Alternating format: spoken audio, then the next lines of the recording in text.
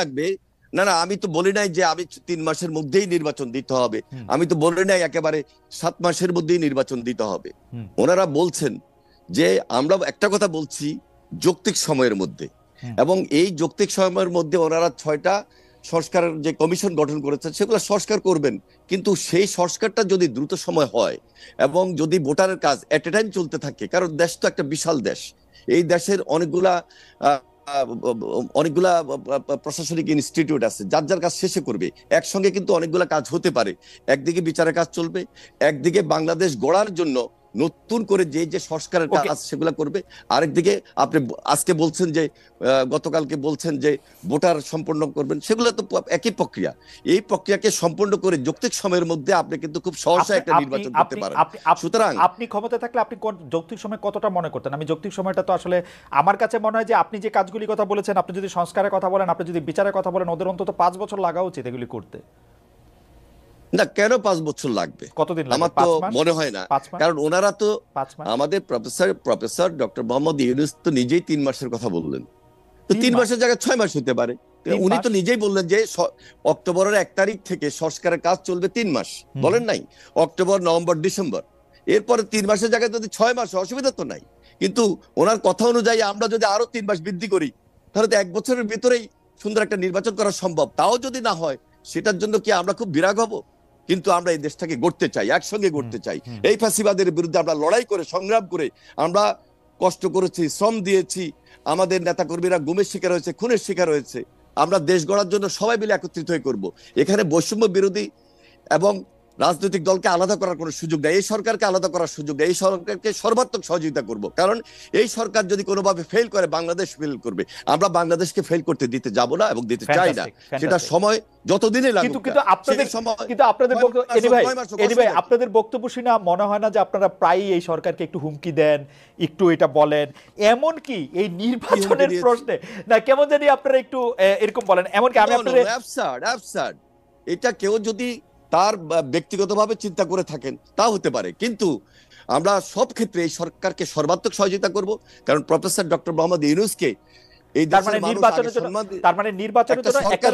সম্মান দিতে পারে না, আমরা সম্মান দিতে চাই, এবং তার নেতৃত্বে আমরা এই রাষ্ট্রটাকে নতুন ভাবে গড়তে চাই, এবং সেটা তিনি একটা গণতান্ত্রিক পন্থায় ব্যবস্থা আমাদেরকে নিয়ে যাবেন, দেশকে নিয়ে যাবেন, সেই জন্য সর্বাত্মক সহযোগিতা আমরা করব। এবং খুব রিসেন্টলি আপনারা তারেক রহমান সাহেবের বক্তব্য শুনেছেন, এবং সেই বক্তব্যের ধারাবাহিকতা আমরা রক্ষা করে এই সরকারকে সর্বাত্মক সহযোগিতা। মানে আপনাদের আসলে ক্ষমতায় এসে বসে পড়া বা এক্ষুনি ক্ষমতা শুরু করার এরকম কোনো তাড়া নাই আপনাদের? না না, এত চাপ হওয়ার কিছু নাই তো। আমরা যে কালকেই ক্ষমতায় চলে গিয়ে একেবারে বক্তব্য শুনে আমার কেমন জড়িত হবে ইনশাআল্লাহ। ভাই, আপনাদের বক্তব্য শুনে যে আমার মনে হইতো যে আপনারা খুব মানে আপনারা কিছুটা অস্থির, অধৈর্য হয়ে উঠছেন। এটা কোনো অস্থির না, কোনো অস্থির না।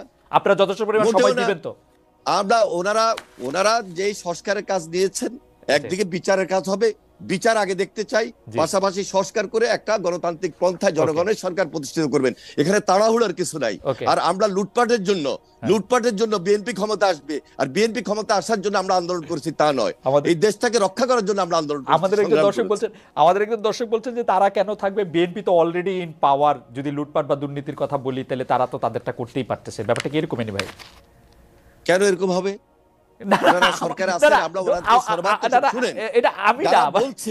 যারা বলছে এরা বিগত ধারাবাহিকতার কথা বলছে, ইনশাল্লাহ বিগত ধারাবাহিকতা। আর এখন যদি বিএনপি আন্দোলনের মধ্য দিয়ে এই দেশে গণতান্ত্রিক পন্থায় জনগণের সরকার প্রতিষ্ঠিত হয়, বিএনপি তখন বলেছে যে আমরা এই 31 দফার ভিত্তিতে আমরা দেশ পরিচালনা করব। সেখানে বিএনপি যদি বিজয়ী হয়, তাহলে যারা নির্বাচনে পরাজিত হয়েছে তাদেরকে নিয়ে ঐক্যমত্য সরকার গঠন করব এই 31 দফার ভিত্তিতে, এবং সেটা জাতীয় ঐক্যমত্য সরকার হিসাবে বিবেচিত হবে। জাতীয় ঐক্যমত্য সরকার হিসাবে বিবেচিত হবে। খুবই আমার মনে হয় যে এনি ভাই খুবই চমৎকারভাবে এটা বলেছেন। নাহিদ ইসলাম, আপনি যদি এই বিষয়ে কিছু বলার থাকে আপনি 1 মিনিট একটু বলতে পারেন, কারণ আমার কাছে মনে হয় যে বিএনপি আসলে কি করতে চায়। তারা একদম স্পষ্টভাবে এনি ভাই বলেছেন যে বিচারটা যেমন জনগণ দেখতে চায়, কারণ যত অন্যায় এর আগে সরকার করেছেন, শেখ হাসিনা করেছেন, সেগুলি আসলে বিচার দেখতে হবে। সংস্কারের জন্য যথেষ্ট পরিমাণ সময় দিতে চায়, কিন্তু সবগুলি কাজে একসাথে করা সম্ভব, 1 বছরের মধ্যে নির্বাচন হওয়া সম্ভব। এই ব্যাপারে আপনি কি কোনো মন্তব্য করবেন কিনা, যদি আপনারা করতে চান? সর্বোচ্চ সহযোগিতা করতে এনি ভাইরা রাজি আছেন, এরকম একটা কথা বললেন। না, অবশ্যই আমরাও সেই সহযোগিতা চাই, এবং রাজনৈতিক দলগুলোর সহযোগিতা ছাড়া আসলে এই সরকারকে ফাংশন করানো সম্ভব নয়। এবং এই সরকার কিন্তু অভ্যুত্থানের সমর্থনে গড়ে উঠেছে, এবং এই অভ্যুত্থানে যেহেতু একটা জাতীয় ঐক্যমত্য তৈরি হয়েছে, সকল রাজনৈতিক দলগুলা এবং ছাত্র জনতার অংশগ্রহণ ছিল, ফলে এই সরকার কিন্তু সবাইকে প্রতিনিধিত্ব করে। এই জন্য আমি এর আগেও যেটা বলেছি যে যে কোনো জাতীয় সিদ্ধান্তের জন্য আমরা কিন্তু এই রাজনৈতিক দলগুলো এবং ছাত্র জনতার ঐক্যমত্যের ভিত্তিতেই জি দেশ পরিচালনা আমার করতে মনে চাই, হয় একই নির্বাচনের রকম মেয়াদের এনি ভাইও সিদ্ধান্ত প্রায় তিনি একই নিতে রকম চাই। কথাই বলেছেন, কিন্তু জনাব ইসলাম, সম্প্রতি আপনার একজন সতীর্থ, একজন সমন্বয়ক নিজেকে ঢাকা বিশ্ববিদ্যালয়ের শিবির সভাপতি ঘোষণা করেছেন। তার এই পরিচয় কি আপনি আগে থেকেই জানতেন? এরপর থেকে আলোচনা আছে যে 152 জন সমন্বয়কের মধ্যে 108 জন শিবিরের। অনেকে জানতে চাইছেন সমন্বয়কদের প্রকৃত সংখ্যা কত, তাতে কতজন শিবির নেতা রয়েছেন, অন্যান্য রাজনৈতিক ছাত্র সংগঠনের কেউ কি রয়েছেন আসলে, নাকি শিবির এবং কোনো ছাত্র সংগঠন সেই অর্থে করেন না এরকম লোকই বেশি? দেখুন, আমরা যখন এই আন্দোলনটা গড়ে তুলেছিলাম, এবং আমরা কিন্তু এই আন্দোলনে কেউ রাজনৈতিক পরিচয়কে সামনে এনে এই আন্দোলনটি করিনি। সবার রাজনৈতিক পরিচয়টি এক অর্থে সরিয়ে আমরা দল মত পরিচয় ভুলে গিয়ে এই আন্দোলনটা করেছি। ফলে এখানে কে শিবির, কে ছাত্র দল, কে কোন সংগঠন করে, এটা কিন্তু বিবেচনা হয়নি। এখন একটা পরিস্থিতিতে কেউ যদি তার নিজের সংগঠন, নিজের রাজনীতি করতে চায়, সেই সুযোগ কিন্তু আছে। ইভেন আমি যে নিজে যে ছাত্র সংগঠনের সাথে জড়িত ছিলাম, ছাত্র শক্তি, গণতান্ত্রিক ছাত্র শক্তি, তার নামও কিন্তু আমরা এই অভ্যুত্থানের আগে বা পরে কোথাও কিন্তু উল্লেখ করি নাই, কারণ আমরা মনে করি এই আন্দোলনটি একটা ঐক্যমত্যের ভিত্তিতে সাধারণ শিক্ষার্থীর জায়গা থেকে মূলত এই আন্দোলনটি শুরু হয়েছে, পরিচালনা হয়েছে এবং সম্পন্ন হয়েছে। নাহিদ ইসলাম, বৈষম্য বিরোধী আপনি বললেন বলে এই প্রশ্নটি একটু করতে হচ্ছে আমার। বৈষম্য বিরোধী ছাত্র আন্দোলনের সামনের সারিতে থাকা আপনারা কয়েকজন, বিশেষ করে আপনি এবং অবশ্যই আক্তার সাহেব, তারা গণতান্ত্রিক ছাত্র শক্তির নেতা ছিলেন। সম্প্রতি আপনাদের এই সংগঠন স্থগিত করা হয়েছে, এর কারণ আসলে কি? ডক্টর ইউনূসের 2.5 মাসের দল নাগরিক শক্তির সাথে এর সম্পর্ক রয়েছে কি?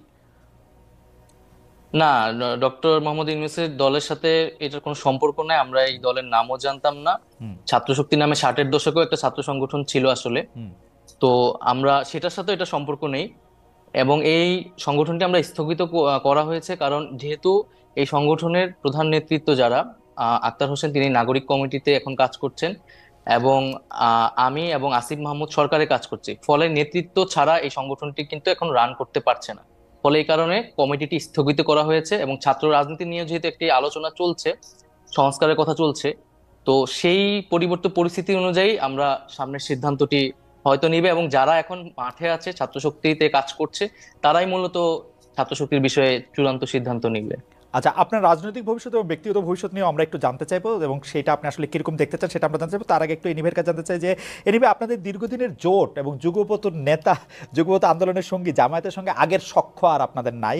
অন্তর্বর্তী সরকারের সঙ্গে তাদের ঘনিষ্ঠতা নিয়ে বিএনপি শীর্ষ পর্যায় থেকেও এক ধরনের বিরক্তি আমরা দেখেছি। সরকারি প্রতিষ্ঠান, বিশ্ববিদ্যালয়ে বিভিন্ন নিয়োগের ক্ষেত্রে জামায়াত আপনাদের থেকে একটু এগিয়ে থাকছে বলে মনে হয়। আপনার কাছে কি মনে হয় যে এই সরকার আসলে জামায়াতকে আপনাদের থেকে বেশি গুরুত্ব দিচ্ছে, বা এই সরকার একটু চাচ্ছে যে জামায়াত ক্ষমতায় আসুক, আপনাদের থেকে বেশি গুরুত্ব পাক?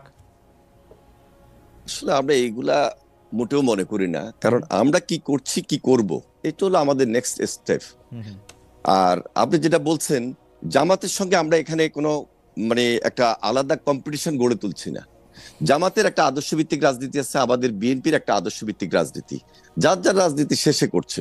শুধু দেখুন যে আমরা যে রাজপথে যে আন্দোলন করেছি, সে আন্দোলনের মধ্যে জামাত তাদের ভূমিকা ছিল, আমাদের ভূমিকা ছিল, এবং যুগপৎ আন্দোলন করতে গিয়ে অনেক রাজনৈতিক দল তারা তাদের ভূমিকা পালন করেছে। সুতরাং যার যার রাজনীতি, যার যার আদর্শ ভিত্তিক। সুতরাং এখানে কারোর সঙ্গে আমরা কারোর একেবারে বৈরিতা নিয়ে আমরা সেখানে এখনই কম্পিটিশনে চলে যেতে হবে, সেখানে মারামারি হানাহানি, সেই দিকে আমরা জাতিকে নিয়ে যাওয়ার জন্য কোনোভাবেই পক্ষপাত তো করছি না, বা পক্ষপাতমূলক আচরণও আমাদের মধ্যে নাই।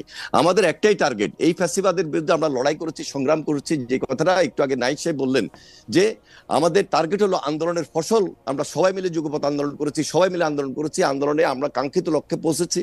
এখন আমাদের দেশ গড়ার আন্দোলন, দেশটাকে সুন্দর করব, ভবিষ্যৎ বাংলাদেশ কিভাবে হবে সেটার জন্য আমাদের করণীয় কি কি হওয়া উচিত সেটা আমরা বিবেচনা করছি, সেই ধাপে আমরা কাজ করছি। এবং আমাদের পার্টি, আমরা সবচেয়ে বেশি, আপনারা লক্ষ্য করেছেন যে এই সরকারকে সহযোগিতা করার জন্য এবং ভবিষ্যৎ বাংলাদেশ গড়ে তোলার জন্য আমরা সেই কাজটুকু করছি ইনশাল্লাহ। কিন্তু আপনারা কি এটা ফিল করতেছেন যে সরকারের সাথে আপনাদের সম্পর্ক থেকে জামায়াতের সম্পর্ক একটু বেশি গভীর? বিশ্ববিদ্যালয়গুলিতে নিয়োগের ক্ষেত্রে কি পয়েন্ট পজিশনগুলিতে, মানে পিটিভি থেকে শুরু করে বিশ্ববিদ্যালয় সব জায়গায় আপনারা নাই, মুখ্য নয়, জামায়াত ইসলামী আছে। মুখ্য নয়, তারা আমার মনে হয় এগুলো খুব মুখ্য না, কে কোথায় আছে। কথা হলো যে অ্যান্টি আওয়ামী লীগ, রাইট, যেখানে অ্যান্টি আওয়ামী লীগ সেখানে এই আপনি যে আছেন।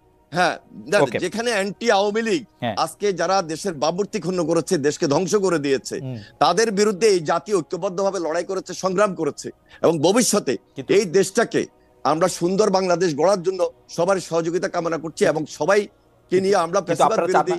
কিন্তু আপনারা চান না এনি ভাই প্ল্যাটফর্মটার নেতৃত্বে বিএনপি থাকুক? এই প্ল্যাটফর্মটার নেতৃত্বে কখনো নাহিদ ইসলামকে, জনগণ নির্ধারণ কখনো নাহিদ ইসলামকে, কখনো শফিকুর রহমানকে দেখা যাচ্ছে। এটা আপনাদের জন্য একটু বেদনাদায়ক না? একটু বেদনাদায়ক, কখনো ছাত্ররা, কখনো জামায়াত। বিএনপির পলিটিক্স, খালেদা জিয়ার নেতৃত্ব, তারেক রহমানের নেতৃত্ব যদি সবার সামনে খুব স্পষ্টভাবে সবাইকে আকৃষ্ট করতে পারে, তাহলে অবশ্যই আমাদের নেতৃত্ব জনগণ বসাবে। কিন্তু এই সরকার পতনে তো তারেক রহমানের ভূমিকা জিরো, কেউ কেউ বলছেন। তারেক রহমান যদি না এখন তো আপনি বললেন, আর কেউ কেউ বলছে হয়তো আপনাকে বলেছেন, কিন্তু আমাদেরকে বলেন নাই। বরং এই কথা বলেছেন যে তারেক রহমান বিদেশে বসেও, যেখানে দেশনেত্রী বেগম খালেদা জিয়া এত অসুস্থ ছিলেন, তার মধ্যে দেশের তারেক রহমান বিএনপির ভারপ্রাপ্ত চেয়ারম্যান হিসেবে দায়িত্ব নেওয়ার পর তিনি আমাদের ওয়ার্ড লেভেল, ইউনিয়ন লেভেল, থানা লেভেল, উপজেলা লেভেল, আমাদের কেন্দ্র এবং জেলা লেভেলে যেভাবে দলকে ঐক্যবদ্ধ করেছেন এবং জাতিকে, সকল রাজনৈতিক দলকে ঐক্যবদ্ধ করেছেন, সে আন্দোলনের ফসল হিসাবে আমাদের ছাত্র ভাইরা যখন কাঙ্ক্ষিত লক্ষ্যে পৌঁছার জন্য এগিয়ে গিয়েছেন, সেখানে তারেক রহমানের নেতৃত্বে তিনি সমর্থন দিয়েছেন, এবং পরবর্তীতে সর্বশেষ যখন শহীদ মিনারে আমাদের ছাত্র ভাইরা যখন আহ্বান জানিয়েছে সকল রাজনৈতিক দলকে, তখন তার নেতৃত্বে এই বিএনপি স্ট্যান্ডিং কমিটির অনেক নেতৃবৃন্দ জেলে ছিলেন, আমরা অনেকেই জেলে ছিলাম, কিন্তু তিনি দেশের বাইরে বসেও যেভাবে নেতৃত্ব দিয়েছেন, সেই নেতৃত্বের ফসল হিসাবে আজকে সবাই মিলে ঐক্যবদ্ধ বাংলাদেশ। আপনাকে ধন্যবাদ। আমি একটু জনাব নাহিদ ইসলাম আপনার কাছে প্রশ্নে যাওয়ার আগে আমাদের দর্শকদের মধ্যে একটা বড় অংশ যে বিষয়টি আমার মাধ্যমে আপনার কাছে উপস্থাপিত করতে বলেছেন, সেই দুটি বিষয় আগে একটু বলে রাখি। 43তম বিসিএস এর পাস করার পরও তাদের গেজেট নোটিফিকেশন কেন হয় নাই, সেটি আপনার একটু আমলে আছে কিনা এবং সেটি নিয়ে আপনি কোনো কিছু করছেন কিনা, সেই ব্যাপারে তারা একটু জানতে চেয়েছেন। আরেকটি বিষয় জানতে চেয়েছেন যে তারা বয়স সীমা, সরকারি চাকরির বয়স সীমা 35 বছর বয়স পর্যন্ত হবে কিনা, সেটি আপনারা কিভাবে করবেন সেটি জানতে চেয়েছেন। আর আমার প্রশ্নটিও করে রাখি, আপনি আমাদের অনেকগুলি প্রশ্ন রয়েছে, শুধু আপনি যদি খুব এই দুটি যদি আপনি জবাব দেন, তারপর আমি আপনার মতামত বলেন, তারপর আমরা প্রশ্নটি করি, কারণ এই প্রশ্নটি আবার এনিভাইয়ের বক্তব্যের সাথে লিঙ্কড। জি না, এখানে হচ্ছে প্রশাসন তো সংস্কারের কমিশন হয়েছে, বয়স সীমার বিষয়টাও আলোচনা হচ্ছে, এবং দ্রুত সময়ের মধ্যেই পিএসসির সাথেও আমাদের আলোচনা হচ্ছে, যাতে এই যে নিয়োগ পরীক্ষা, শুধু বিসিএস না, অনেকগুলো পরীক্ষা স্থগিত আছে, সেই পরীক্ষাগুলো যাতে দ্রুত দেওয়ার ব্যবস্থা করা যায়, সে বিষয়ে আমরা কাজ করছি। আশা করি খুব দ্রুত সময়ের মধ্যেই সেটি পরীক্ষাগুলো হবে। ওকে, আর প্রশ্নটি হচ্ছে যে এক দফা সরকার পতন আন্দোলনের আগে আপনাদের যে 9 দফা দাবি ছিল, তাতে দলীয় লেজুর ভিত্তিক ছাত্র রাজনীতি নিষিদ্ধের দাবি ছিল আপনাদের, কিন্তু অনেক ক্ষেত্রে সেটি দলীয় লেজুর ভিত্তিক ছাত্র রাজনীতি না হয়ে গোটা ছাত্র রাজনীতি নিষিদ্ধের দিকে আপনারা যাচ্ছেন, এটি একটা কথা। আরেকটি কথা হচ্ছে যে উপাচার্যদের সরিয়ে দেওয়া হয়েছে, বড় পদগুলিতে নতুন নিয়োগ হয়েছে, 2-3 মাস বন্ধ থাকার পরে ক্লাসও শুরু হয়েছে, কিন্তু ছাত্রলীগের যারা নেতাকর্মী আছেন তাদের লেখাপড়ার কি হবে? আপনারা, তারা তো ক্যাম্পাসে ফিরতে পারছে না, রাজশাহীতে জাহাঙ্গীরনগর বিশ্ববিদ্যালয়ে তাদেরকে পিটিএ মারা ঘটনা ঘটেছে, তাদের আসলে ভবিষ্যৎ কি হবে? এই দুটি ব্যাপারটা যদি একটু বলেন। আরেকবার একটু যদি বলতেন। মানে একটা তো হচ্ছে যে 9 দফার একটা দফা ছিল যে ছাত্র রাজনীতি, ছাত্র রাজনীতিটাকে দলীয় লেজুর ভিত্তি মুক্ত করবেন, কিন্তু এখন দেখা যাচ্ছে যে ছাত্র রাজনীতি বাদ দেওয়ার। জি দেখুন, ছাত্র রাজনীতি নিষিদ্ধের কথা কিন্তু মানে আমরা বলছি না, বা বৈষম্যবিরোধী ছাত্র আন্দোলন থেকেও বলা হচ্ছে না সরাসরি, মূলত সাধারণ শিক্ষার্থীদের জায়গা থেকে এটি আসছে কেন, এটাও আমাদের একটু বুঝতে হবে যে আমাদের কিন্তু শিক্ষার্থীদের একটা দীর্ঘদিনের ট্রমা রয়েছে, যে একটা ক্ষমতায় সরকার যায় এবং তার ছাত্র সংগঠন সেখানে ক্ষমতা চর্চা করে, দখলদারিত্ব করে এবং শিক্ষার্থীদের উপর নির্যাতন করে। এখন সামনের আমরা এখানে এখন না হলে অন্তর্বর্তীকালীন সরকার, কিন্তু সামনে যদি একটা রাজনৈতিক দল ক্ষমতায় আসে, তার ছাত্র সংগঠন যে একই কাজ করবে না, সেই নিশ্চয়তাটা শিক্ষার্থীরা চাচ্ছে, এবং সেই ট্রমা থেকে কিন্তু সারা এই কথাটা বলছে। কিন্তু আমরা মনে করি যে এটি কোনো সমাধান নয়, ছাত্র রাজনীতি অবশ্যই থাকতে হবে। সেক্ষেত্রে দলীয় লেজুর ভিত্তি মুক্ত করেই স্বাধীনভাবে ছাত্রদেরকে কাজ করতে দিতে হবে, রাজনৈতিক চর্চা করার সুযোগ দিতে হবে। আর ছাত্রলীগের ছাত্রদের ক্যাম্পাসে ফেরা বা তাদের জীবনের নিরাপত্তা, শিক্ষা জীবনের নিরাপত্তা, সেক্ষেত্রে দেখেন, ছাত্রলীগের একটা বড় অংশ কিন্তু এই আন্দোলনের সময় আমাদের সাথে জড়িত হয়ে গেছে, আন্দোলনের শুরু থেকে, কোটা সংস্কারের সময় থেকে কিন্তু তারা আমাদের সাথে এসেছিল। এবং ছাত্রলীগের আসলে খুব কম একটা অংশ যারা আসলে চিহ্নিত সন্ত্রাসী, যারা আসলে বেশিরভাগই যারা অছাত্র অথবা সন্ত্রাসী কার্যক্রম করেছে ক্যাম্পাসগুলোতে, হলগুলোতে, তারাই কিন্তু আজকে ভয়ে ক্যাম্পাসগুলোতে আসতে পারছে না, কারণ তাদের আসলে কোনো নৈতিক জায়গা থেকেও তারা শিক্ষার্থীদের সামনে দাঁড়াতে পারছে না। তো সেক্ষেত্রে বিশ্ববিদ্যালয় প্রশাসন ব্যবস্থা নেবে। আমরা একটা রিকনসিলিয়েশন প্রজেক্ট অবশ্যই চাই। যারা চিহ্নিত, যাদের বিরুদ্ধে সুস্পষ্ট অভিযোগ রয়েছে, তাদের বিরুদ্ধে প্রশাসনিক এবং আইনগত ব্যবস্থা যাতে নেওয়া হয়। এবং এছাড়া যারা নিরপরাধ বা নীরব ভূমিকা পালন করছে, তারা তাদের শিক্ষা জীবন শেষ করতে পারবে। এই বিষয়ে আমরা বিশ্ববিদ্যালয় প্রশাসনের সাথে কথা বলেছি। ওকে, মানে অনেকে এরকম একটা বলছেন যে যারা আসলে ক্রিমিনাল অ্যাক্টিভিটির সাথে জড়িত ছিলেন তাদের বিরুদ্ধে তো মামলা, তারপর আইনি কার্যক্রমগুলি হতেই পারে, কিন্তু শুধুমাত্র আরেকটি দল সমর্থন করার জন্য তাদের বিরুদ্ধে যাতে কোনো মানে ব্যবস্থা না নেওয়া হয় সে ব্যাপারে নিশ্চয়ই আপনারা দেখছেন, মানে ব্যাপারটা যাতে আইন নিজের হাতে না তুলে নিয়ে সেটি যেন। খালেদ ভাই, আমি জাস্ট একটা কথা বলতেছি যে আমরা কিন্তু আর আগের পরিস্থিতিতে নাই যে অমুক দল সমর্থন করে। এটা কিন্তু ছাত্রদল শিবিরের মতো বিষয় না যে ছাত্রদল করে দেখে তাকে ক্যাম্পাসে ঢুকতে দেওয়া নেই, এখন ছাত্রলীগ করে বলে তাকে ক্যাম্পাসে ঢুকতে দেওয়া হবে না। একটা গণহত্যা হয়েছে এবং এইখানে কত কত শিক্ষার্থীদের উপর হত্যা করা হয়েছে। এটার বিচার না হওয়া পর্যন্ত তারা যদি তাদের সাথে এই ঘটনার সাথে জড়িত থাকে, এবং ক্যাম্পাসগুলোতে আপনি দেখেছেন 15 তারিখ কিভাবে আমাদের নারী শিক্ষার্থীদের উপর হামলা, বর্বরোচিত হামলা করা হয়েছে। তো সেই হামলাগুলোর বিচার, যারা এটার সাথে জড়িত ছিল তাদের বিরুদ্ধে অবশ্যই প্রশাসনিকভাবে এবং আইনগতভাবে ব্যবস্থা নেওয়া হবে। এবং এছাড়াও আমরা বলেছি যে গত 16 বছর ধরে যারা ক্যাম্পাসগুলোতে এই ধরনের হামলা নিপীড়ন করেছে, এবং প্রচুর অভিযোগ কিন্তু প্রক্টর অফিসে এখনো জমা আছে, যেটার কোনো ব্যবস্থা নেওয়া হয় নাই। তাদের বিরুদ্ধেও আইনি ব্যবস্থা নেওয়ার ক্ষেত্রে আমার মনে হয় যে এটাতে দ্বিমত পোষণ করার কোনো কাজ দরকার নাই, সুযোগ নাই, কারণ এগুলির বিচার হতেই হবে। ছাত্রলীগ গত 16 বছরে যত কিছু মানে ছাত্র ছাত্রী নির্বিশেষে যে যে যে নিপীড়ন চালিয়েছে তার বিচার আসলে অবশ্যই হতে হবে। আমাদের শুধু কথা ছিল যে সেটি যেন আইনি প্রক্রিয়ার মাধ্যমে হয়। শুধুমাত্র আপনি এটি পরিষ্কার করলেন যে শুধুমাত্র ছাত্রলীগ, ছাত্র শিবির, ছাত্র দল বলেই তাকে ক্যাম্পাসে ঢুকতে দেওয়া হবে না, এরকম কোনো কিছুর ব্যাপারে আপনার সিদ্ধান্ত নেন। আপনাকে ধন্যবাদ। আমি একটু এনিভাইয়ের কাছে যেতে চাই। এনিভাই, এই আপনি জানেন যে দলের মাননীয় মহাসচিব, মানে বাংলাদেশ জাতীয়তাবাদী দলের মাননীয় মহাসচিব পরিষ্কার বলেছেন যে ছাত্র রাজনীতি বন্ধের বিরোধিতা করেছেন। যেটি ছাত্র রাজনীতি বন্ধ হিসাবে আপনি এটি দেখছেন, সেটি আপনি আসলে কীভাবে দেখেন? বৈষম্য বিরোধী ছাত্র আন্দোলনের যে স্পিরিট ছিল, যে দলীয় লেজুর যারা করছেন সেই সব থেকে ছাত্র রাজনীতিকে মুক্ত করা, তার সাথে আপনি স্পিরিটের দিক দিয়ে একমত কিনা? দুই হচ্ছে, আপনারা যখন ঢাকা বিশ্ববিদ্যালয়ের নেতৃত্বে, ছাত্র রাজনীতির নেতৃত্বে দিচ্ছেন, আপনি আসলে আমারও নেতা ছিলেন, কারণ আপনি ঢাকা বিশ্ববিদ্যালয়ের ছাত্র তখন আপনার সংগঠন থেকে আপনি সবচেয়ে বড় পজিশনে আপনি ছিলেন, সেই হিসাবে আমাদের সবার সাথেই আপনাদের দেখা হয়েছে। তখন আপনারা ছাত্র শিবির ও ছাত্র সমাজের কার্যক্রম আপনারা ঢাকা বিশ্ববিদ্যালয়ে করতে দেন নাই, আপনারা বন্ধ করেছেন। এখন যে ঢাকা বিশ্ববিদ্যালয়ের ছাত্র শিবিরদের যে নেতাদের নামই বলা যায়, সবার আগে জেনেছেন, সবার আগে বসেছেন, নবনিযুক্ত ভিসি তাদের সাথে কথা বলছেন, তো সেটাকে আপনারা আসলে কীভাবে দেখেন? দুটি প্রশ্ন। একটি প্রশ্ন হচ্ছে যে বৈষম্য বিরোধী ছাত্র আন্দোলনের যে স্পিরিট ছাত্র রাজনীতি সম্পর্কে, তার থেকে আপনার স্পিরিট আলাদা কিনা? দুই হচ্ছে, শিবির আর ছাত্র সমাজ প্রকাশ্যে এসে সভাপতি ভিসিদের বৈঠক করা, সেটিকে আপনারা কীভাবে দেখছেন? দেখুন, আমি অ্যাডভাইজার নাহিদের কথাগুলোকে আমি একটু আগে যেটা উনি বলছেন ওগুলোকে আমি সমর্থন করেই বলছি। যারা হত্যা, সন্ত্রাস, রাহাজানির সঙ্গে জড়িত ছিল আইন অনুযায়ী তাদের বিচার হবে। আর যারা বিভিন্ন বিশ্ববিদ্যালয়ে ভাইস চ্যান্সেলর হিসাবে ছিলেন, এই ভাইস চ্যান্সেলর হিসাবে কিন্তু একটা অবৈধ সরকারের অবৈধ নিয়োগ ছিল, সুতরাং তাদেরকে এখানে নিয়ে আসা এটা আমাদের দায়িত্বের মধ্যে পড়ে না। আর আইন অনুযায়ী যাদের বিচার হবে, বিচারের প্রক্রিয়ায় তাদেরকে সেখানে মোকাবিলা করতে হবে। আর সাধারণ ছাত্ররা ঢাকা বিশ্ববিদ্যালয়ে বলেন আর বিভিন্ন শিক্ষা প্রতিষ্ঠান বলেন, তারা তাদের উন্মুক্ত ছাত্র রাজনীতি থাকাটাই উচিত। কারণ ছাত্র রাজনীতি যদি না থাকে তাহলে দুর্বৃত্তায়ন কিন্তু বেড়ে যাবে, এটা সন্ত্রাস, অত্যাচার, নির্যাতনের মাত্রাও বেড়ে যাবে। তবে আমরা যারা লেজুর ভিত্তিক ছাত্র রাজনীতির কথা বলার চেষ্টা করছি, আসলে লেজুর ভিত্তিক ছাত্র রাজনীতিকে আমরা ওন করি না। আমরা বাংলাদেশ জাতীয়তাবাদী দল, আমাদের একটা সহযোগী ছাত্র সংগঠন আছে, ঠিক অন্যান্য দলেরও সহযোগী বা অঙ্গ সংগঠন আছে।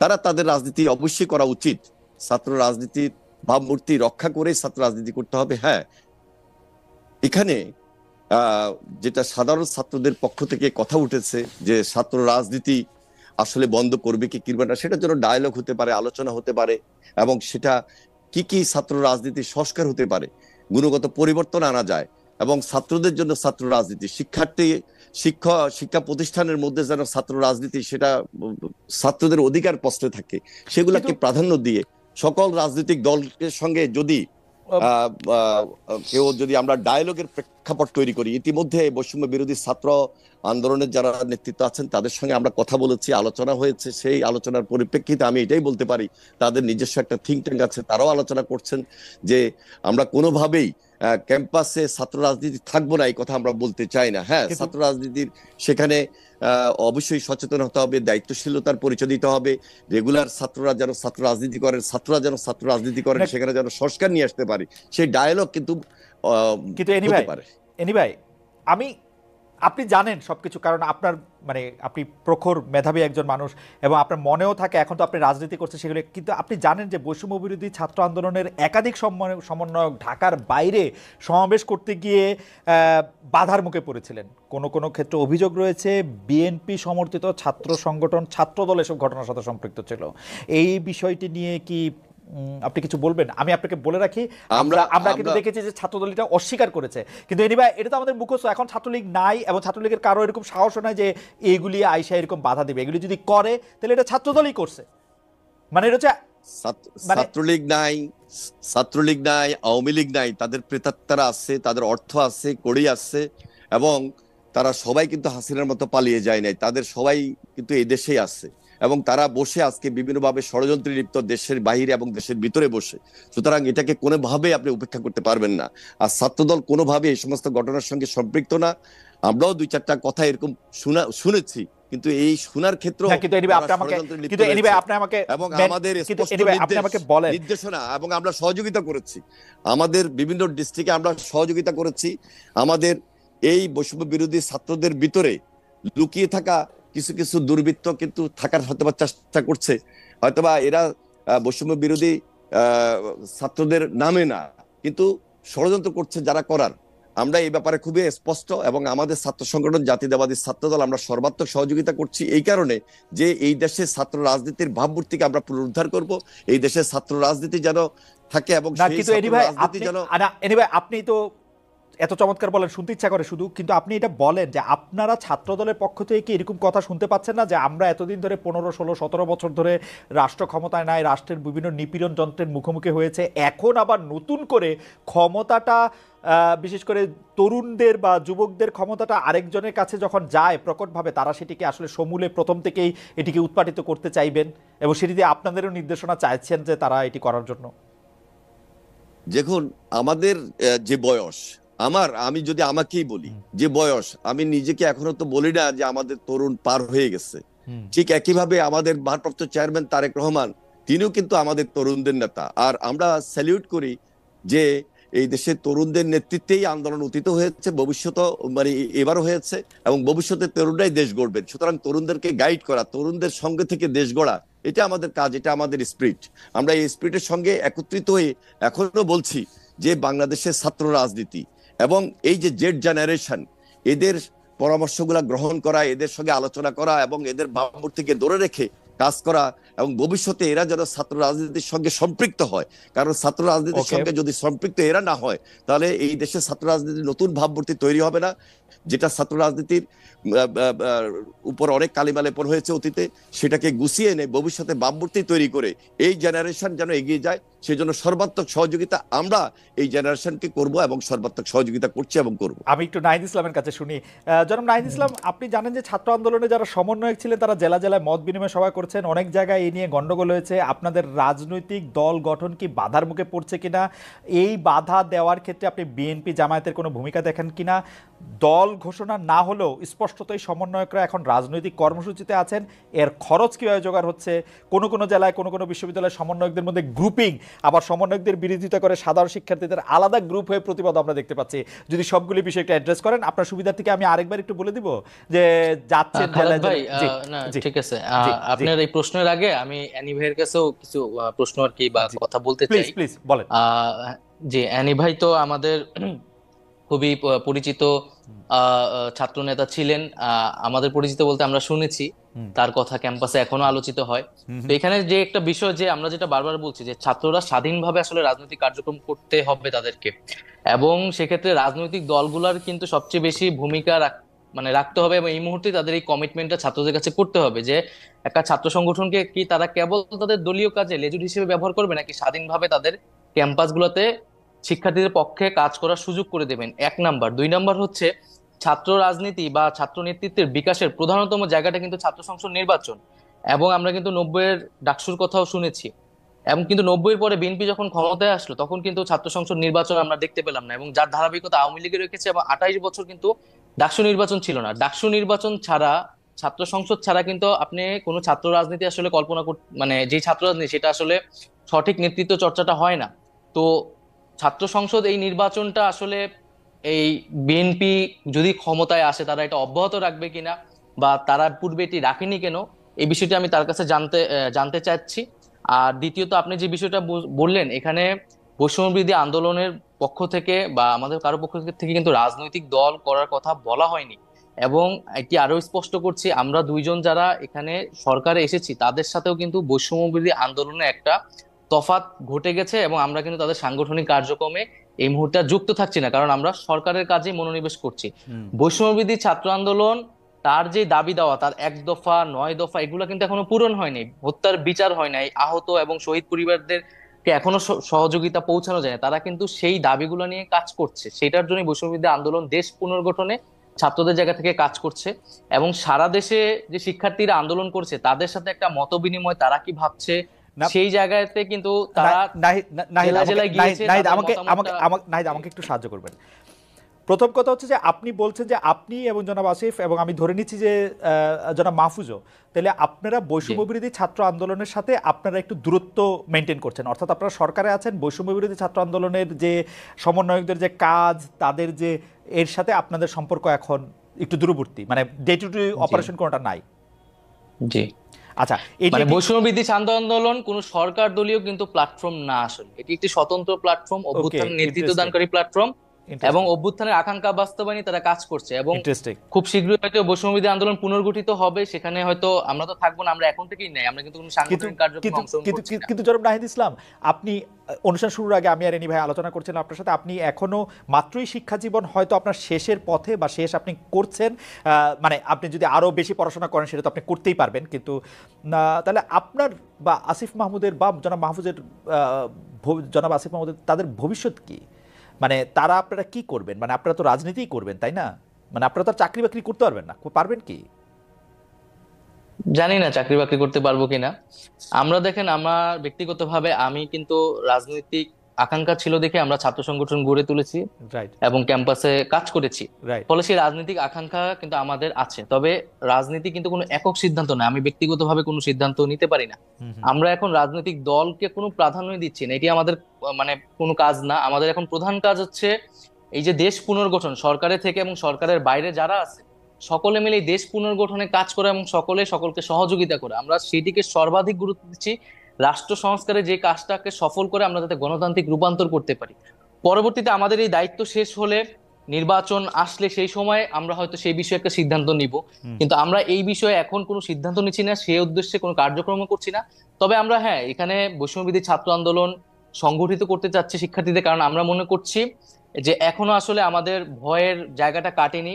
গণ অভ্যুত্থানকে রক্ষা করার জন্য হলেও এবং তার আকাঙ্ক্ষা বাস্তবায়নের জন্য হলেও শিক্ষার্থীদের মধ্যে সেই সাংগঠনিক জায়গাটা থাকা দরকার। নাই, এ ব্যাপারে আমার কৌতূহল আসলে একটু বেশি, সেজন্য আমি একটু জানতে চাইছি যে সত্যি আমি যদি মানে I can feel for you, যে ধরেন আমি এখন আসছি, এখন এটা 1 বছর থাকবো, 2 বছর থাকবো, 3 বছর থাকবো সরকারের জন্য সেটা আমি জানি না। আমি এখন যেখানে আসছি, আমি যদি এখন রাজনীতি না করি আমাকে আসলে চাকরি করতে হবে, কারণ আমার বিশ্বাস বৈষম্য বিরোধী ছাত্র আন্দোলনের সঙ্গে আপনারা যারা ছিলেন তারা এমন কোনো দুর্নীতির সঙ্গে সম্পৃক্ত হবেন না যে আপনারা 1 বছর 2 বছর সরকারের থেকে এত টাকা আপনাদের হবে যে আপনাদের সারা জীবন আর কিছু না করলে হবে। আপনাদের আসলে আপনি আমি যারা একই ধরনের পরিবার থেকে আসছি, আমাদের আসলে পরিবারটি বয়ে নিয়ে যাওয়ার জন্য আমাদের কাজ করতে হবে কোনো না কোনো কাজের সাথে। সেটা আপনি কীভাবে করবেন মনে করেন যে, বা আপনার পরিকল্পনাটা কি আসলে? মানে এটা তো আপনাকে ভাবতে হবে, মানে আপনি কি ভাবছেন সেরকম? কারণ আপনি না, যদি এখন এটা চাকরি ভাবিও নাই এবং ভাবার সময়ও পাচ্ছি না আসলে। রাইট কিন্তু যেটা ধরেন, আপনি রাজনৈতিক দল কিন্তু এত সহজ কথা না। রাজনৈতিক কিছু মানুষ জড়ো হলে এটা রাজনৈতিক দল হয়ে যায় না। সেটার জন্য আদর্শ লাগে, সেটার জন্য সংগঠন লাগে এবং কর্মসূচি লাগে। এখন আমাদের কাছে কিন্তু সেই সময়টা নাই যে আমরা একটা রাজনৈতিক দলের পিছিয়ে আসলে গড়ে তোলার জন্য সময়টা দিব। আমরা আসলে গভর্নমেন্টে আছি, আপনি পরিস্থিতি বুঝতেছেন আমাদের এই সময়টায় কতটা পরিশ্রম করা লাগতেছে।